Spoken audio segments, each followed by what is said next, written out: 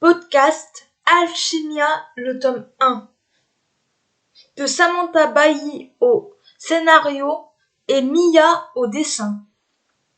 Présentation du livre. Le titre en VO de ce livre est Alchimia. Il a été édité pour la première fois en France en 2016 aux éditions Pika. Il fait 200 pages. Je lui ai mis la note de 5 sur 10 et le conseille aux adolescents à partir de 14-15 ans. 4e de couverture. Sae, une jeune alchimiste, sillonne le royaume d'Alchimia en bateau.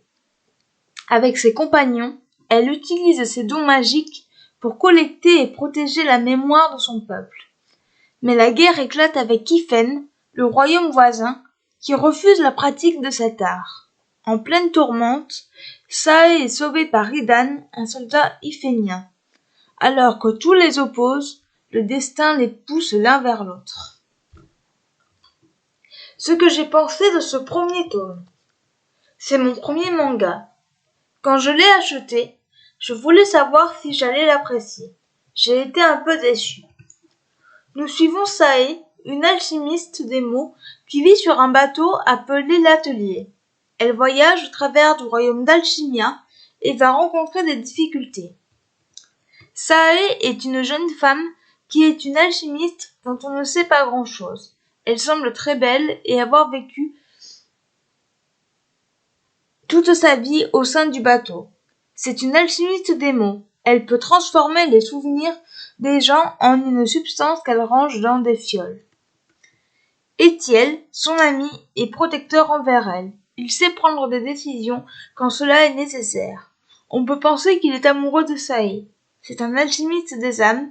Il peut changer les sentiments des autres. Ruby et Vidamo, respectivement le capitaine du bateau et le cuisinier, sont des personnages que l'on ne voit pas beaucoup à mon sens et qui sont très secondaires à l'intrigue. Idan est un soldat ifénien, un soldat du royaume voisin, qui refuse la magie de l'alchimie, va se retrouver au sein du groupe un peu par hasard. Il va très vite se lier d'amitié avec la jeune fille. L'univers mis en place est intéressant mais introductif de par le fait qu'il s'agit d'un tome 1. Les dessins sont par contre très beaux. On arrive bien à distinguer les personnages et leurs expressions faciales.